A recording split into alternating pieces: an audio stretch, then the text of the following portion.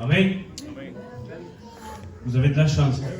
J'ai pas de montre, j'ai pas de portable, j'ai rien du tout. Amen. Donc je me laisse conduire. Amen. Vous savez, tant que l'esprit... Je me suis mis à part et puis... Vous le savez, j'ai confiance en Dieu.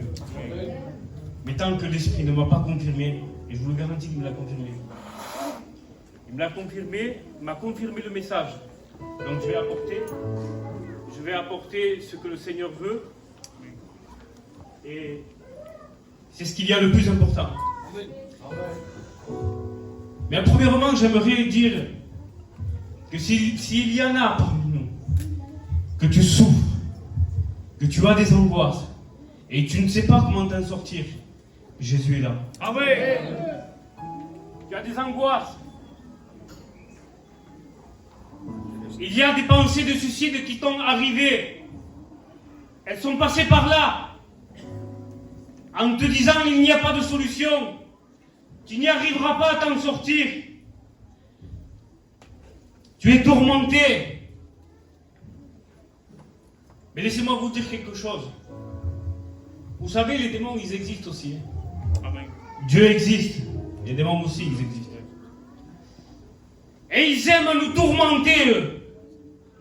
Mais quand Jésus arrive, regardez ce que dit la parole de Dieu dans Marc 5, le verset 7. C'est les démons qui prient Jésus. Même les démons, ils prient maintenant. Vous le saviez, vous? Je l'ai découvert en lisant la parole de Dieu.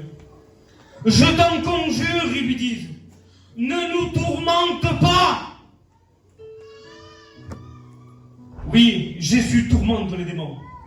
Et il ordonne aujourd'hui dans cette soirée qu'il lâche prise dans ta vie. Amen. Parce que Jésus intervient. Gloire à Dieu. Et Jésus est au-dessus de tout. Amen. Il est Dieu, le Dieu suprême. Le Dieu tout-puissant. Amen. Il n'y a rien qui lui résiste. Alléluia. Il a dit le serviteur, quand il se lève, il menace le vent, il menace la mer en lui disant tais-toi. Et tout lui obéit. Amen. Tout lui est soumis. Et aujourd'hui, Dieu désire prendre place dans ta vie. Regardez, je prends un texte.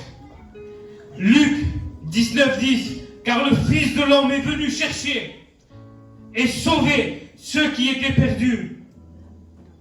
Le premier perdu, c'est celui qui vous prêche. Il est venu me chercher, moi qui ne le cherchais pas. Il est venu me chercher, il m'a arraché de là où j'étais. Vous savez, j'ai compris quelque chose ces derniers jours-là. Depuis que je sers Dieu, j'ai conscience qu'il faut arracher les âmes du feu. Et on m'a toujours appris, on ne mettra jamais la main dans le feu sans se brûler les mains. Mais peu importe qu'on se brûle les mains, les âmes sont arrachées. Amen. Alléluia. Mais j'ai compris quelque chose, qu'il ne suffisait pas de mettre les mains, mais des fois il faut se jeter le corps entier pour les arracher. Et celui qui nous protège des flammes, c'est Jésus-Christ. Gloire à Dieu. Rappelez-vous des amis de Daniel dans la fournaise. Il n'était pas brûlé. Il y en a qui veulent suivre Jésus. Aujourd'hui, je vous apporte la parole de Dieu. Il a plu à Dieu de sauver au moyen de la prédication. La parole de Dieu est capable de délivrer. La parole de Dieu est capable d'intervenir dans ta vie, de t'arracher de là où tu es, de faire de toi une nouvelle créature par le Saint-Esprit. Le Saint-Esprit te convaincra de ton état. Et une fois qu'il t'a convaincu, tu n'as plus qu'à accepter que Jésus vienne t'en délivrer. Gloire à Dieu. Et ne te demande pas, est-ce qu'il voudra? Il a payé pour ça. À partir du moment où toi, tu as le désir de t'en sortir, la Bible dira que c'est lui qui crée en vous le vouloir et le faire. Amen. Nous pouvons tout par celui qui nous fortifie. Tu as tout entre tes mains. Nous ne sommes pas de ceux. Christ est venu sauver ceux qui étaient perdus. Mais il y en a, des fois, il y en a qui sont là justement pour perdre ceux qui veulent se sauver. Mais nous ne faisons pas partie de cela. Nous voulons sauver parce que la volonté de Dieu, c'est que tous soient sauvés. Et tous parviennent à la connaissance de la vérité. La vérité, c'est Jésus-Christ. Et on vous l'apporte sur un plateau. Mais il va venir un temps, et il est proche, où la vérité ne sera plus annoncée. Parce qu'il va venir chercher son église. Et tu pourras te rouler par terre. Ce sera fini. Il dira... Dans Jean 6:37, je ne mettrai point dehors celui qui vient à moi. Amen. Et ne te dis pas, toi, qui es rétrograde, j'en ai trop fait. J'en ai trop fait. Nous ne mettons pas un stop. Si tu veux revenir, repens-toi. Délaisse ton péché et reviens à Jésus. Il a payé pour ça. Pour te sauver. À partir du moment, je le redis, où tu as pris la décision, tu voudrais t'en sortir. Même si l'ennemi te dit non, tu en as trop fait. Lui, il dit non, j'ai payé pour toi. Délaisse ton péché et viens. Et il y a des hommes qui veulent suivre Jésus. Dans Matthieu 8, de 1 à 4, il est écrit qu'un lépreux est venu. Un lépreux est venu à Jésus, il est venu à ses pieds en disant, Maître, si tu le veux, tu peux me rendre pur. Et il dira, oui, je le veux, sois pur. Et il est intervenu dans sa vie. Il y a un moment donné, dans Matthieu 8, 23, là, les disciples, Jésus monta dans une barque. Et les disciples le suivaient aussi, parce qu'ils sont décidés à le suivre. Les disciples suivent Jésus. Amen. Tu veux être un disciple de Jésus? Amen. Tu dois être discipliné par rapport à la parole de Dieu. Amen. Et tu seras un disciple de Jésus. Gloire à Dieu. Celui qui veut être disciple se laisse discipliner par la parole de Dieu. Amen. La parole de Dieu, elle conseille, elle reprend, elle relève, elle te fortifie. Et on peut en continuer encore. Jésus monte dans la barque. Et à partir du moment qu'ils le suivirent, il monte dans la barque, il commence à avancer avec lui. Et au moment donné, il y a une tempête. Il s'éleva du vent. La mer est déchaînée. Vous savez ce qu'il dit, lui? Regardez au verset 25. Non, plutôt 24. Pendant que la mer est agitée, où les flots frappaient la barque, inondaient la barque, lui, il dormait. Et à un moment donné, il vient, il dit, Maître, Maître, nous périssons. Et Jésus se leva. Mais où est ta foi? Tu as placé ta confiance en qui? Qui est ta force? Que ta force soit Jésus-Christ. Ne te tourne pas vers d'autres choses. Il a dit, le pasteur, des dieux en bois, on n'en veut pas, nous. Des dieux en plâtre, on n'en veut pas, nous. Nous voulons le vrai Dieu. Celui qui est vivant. Celui qui est en train de parler à ton cœur. Celui qui est en train de délivrer, de briser toutes ces chaînes qui te tiennent. Et l'ennemi est en train de te dire, non, tu n'y arriveras pas. Je vais te dire quelque chose de la part de Dieu.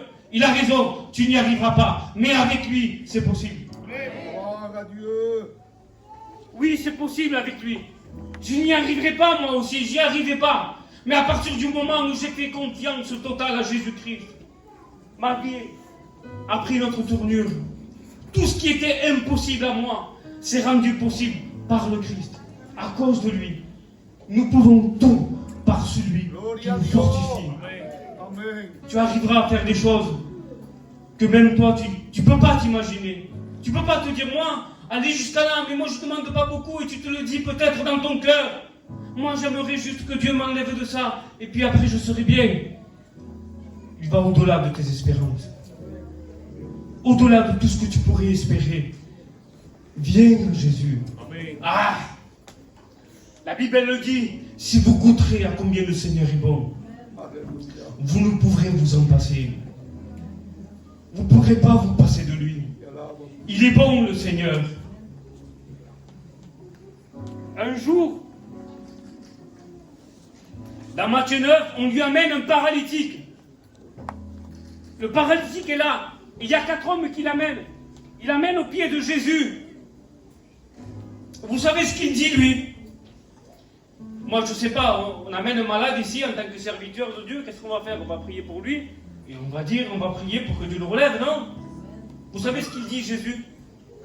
Tes péchés te sont pardonnés. Il est en train de faire voir que son état était à cause du péché. Et Jésus a vu sa foi. Il est venu désespérément. Ses amis l'ont aidé. Il ne pouvait pas venir. Mais quand il est écrit comme ça que quand Jésus, vu leur foi, il dira aux paralytiques, tes péchés te sont pardonnés. Et il y a là des scribes et des pharisiens qui eux disaient, mais seul Dieu peut pardonner. Ils n'étaient pas d'accord. Ils pensaient dans leur cœur, qu'est-ce qu'il est en train de faire? Dieu veut te pardonner. Amen. Il prend tes péchés. La Bible dit qu'il les prend, il les jette au fond de la mer. Et personne, je dis bien personne, ne va les repêcher. Dieu.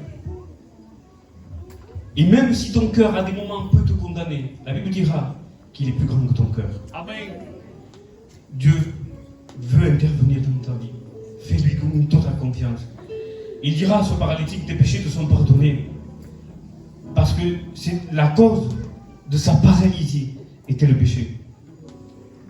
Et comme il connaissait la pensée du cœur, il dit lequel est le plus facile de dire? Tes péchés te sont pardonnés?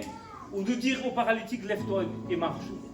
Il dit, or, afin que vous sachiez que j'ai le pouvoir de pardonner les péchés. Jésus-Christ a le pouvoir de te pardonner. Amen. Peu importe ce que tu as fait. Il n'a pas de limite. Pour lui, le péché, c'est le péché. Qu'il soit petit ou immense, c'est le péché. Et il dira, afin que vous sachiez que j'ai le pouvoir de pardonner le péché, il dira au paralytique, lève-toi, prends ton lit et rentre chez toi. Et tous avaient vu. Tous avaient vu qu'il était capable de pardonner les péchés. Et cet homme-là s'est levé, il est parti chez lui. Et la Bible nous dira que ceux qui avaient vu ça, ils étaient tous saisis de crainte. Parce qu'ils avaient compris à qui ils avaient affaire. Au seul et vrai Dieu qui intervient dans les vies.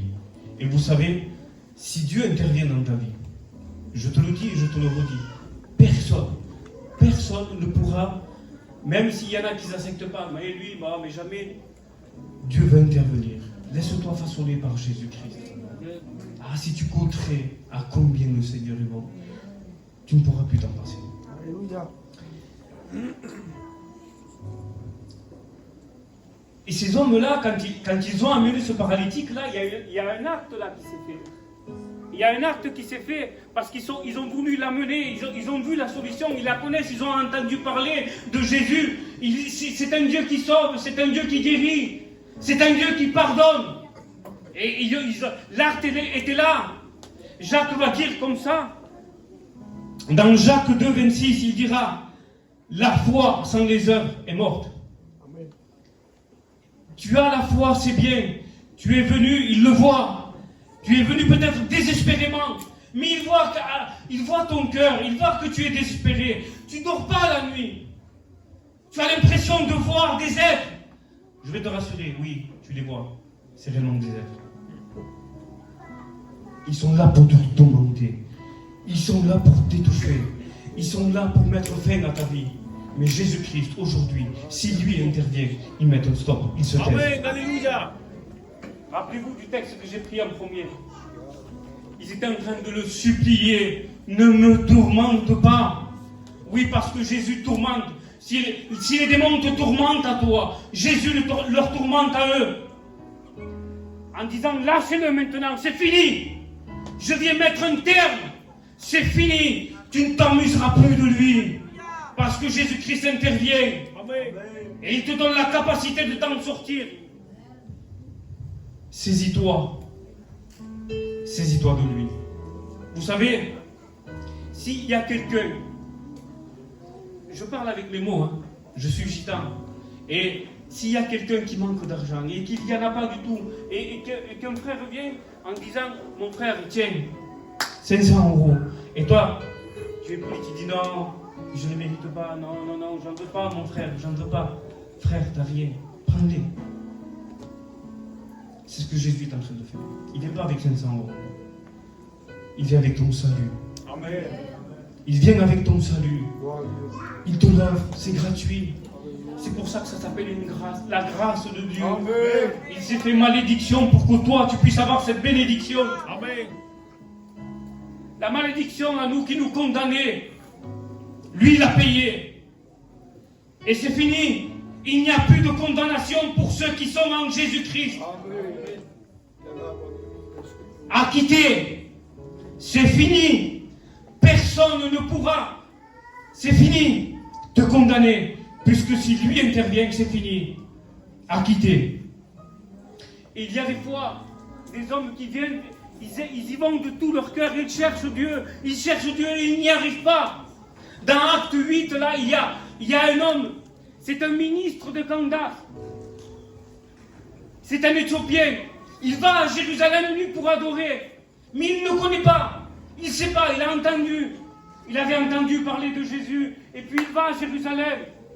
Et la Bible nous dit qu'il a pris avec lui, en repartant, un livre. C'était le rouleau du prophète Ésaïe. Il est en train de le lire.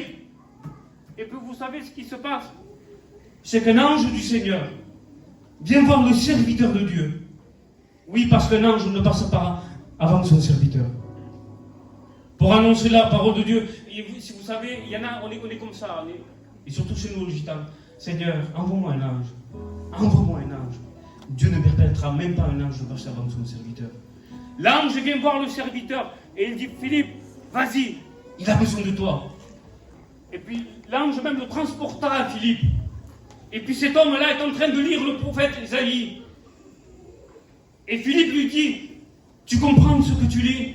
Il était en train de lire, pour ceux qui veulent savoir, c'était Ésaïe 53. Il est en train de le lire. Et il dit, comprends-tu ce que tu lis? Et il dit, non. Comment le comprendrais s'il n'y a personne? Personne qui me fait voir, personne qui m'explique. Aujourd'hui, la parole de Dieu t'est expliquée. Si tu crois seulement, simplement, voilà ce qu'il te demande, c'est croire. À partir du moment où tu décides à t'en sortir, c'est lui qui crée en toi le vouloir. Le faire au lit, c'est lui qui... Le pouvoir de le faire, c'est lui qui va te l'accorder. Tu n'as pas confiance en toi? Très bien. C'est ce que Jésus veut. Il ne veut pas qu'on s'appuie sur nous. Mais place ta confiance en lui. Saisis-toi de lui. Et tu verras ta vie. Elle va changer, elle va être transformée. Laisse-toi façonner par Dieu. Je le prends souvent. Il y a un jour un homme, dans Jérémie 18, qui se laisse... Dieu lui fait voir un homme qui est en train de façonner un vase. Et ce vase-là ne réussit pas comme il le faut. La Bible dit qu'il l'écrasa et il le refait jusqu'à ce que le vase soit comme lui l'a voulu. Laisse-toi façonner par Dieu, comme lui le veut. Ne résiste pas. Et s'il y a une tempête qui est assez importante, quand on vient à Jésus, des fois, c'est là que ça va. On n'y arrive pas, mais nous, on veut s'en sortir. Et Jésus intervient, et il se lève, et il dit à la mer, tais-toi. Amen. Au vent, il dit, tais-toi. Et tout lui obéit. Les démons lui obéissent. Les éléments lui obéissent. Ta vie lui obéit. Amen. Il prend autorité maintenant dans ta vie. Si toi tu veux, maintenant si tu mets un obstacle, c'est pas une obligation. J'arrête. Je sens d'arrêter, j'arrête. Je vous le promets que j'avais à cœur de continuer, mais je sens d'arrêter. J'arrête. Saisis l'occasion. Dieu veut te sortir de là. Amen. Il veut te sortir de là. Gloire à Dieu. La Bible dira que Dieu a tant aimé le monde, qu'il a donné son Fils unique, afin que quiconque croit en lui ne périsse pas, mais qu'il ait la vie éternelle. Gloire à Dieu. Crois au Seigneur Jésus. Place ta confiance en lui. Laisse-le faire. Laisse-le intervenir dans ta vie. Tu n'as rien à faire, simplement à croire. Voilà ce qu'il te demande. De croire et de le laisser faire. C'est lui qui va faire de toi un homme heureux. Amen. Une femme heureuse. Gloire à Dieu. Le monde ne te satisfait pas. Il ne te satisfait pas. On dirait que tout est routine. Tu n'y arrives plus à te satisfaire dans ce monde. Il n'y a plus rien qui te fait envie. Mais si tu goûterais à combien le Seigneur est bon, il va satisfaire ta vie. Amen. Satisfaire ta vie jusqu'à un point où tu ne peux même pas t'imaginer. Ça m'est arrivé à moi. Plus d'argent, plus de voiture, à pied pendant un mois. et j'étais satisfait. Je sentais que j'avais besoin de rien. J'avais le nécessaire. Voilà le nécessaire de nos vies. Voilà le nécessaire de ta vie. Jésus-Christ. Laisse-le intervenir. Ne combat pas contre lui. Ne lui résiste pas. Laisse-le faire. Que Dieu vous bénisse. Amen.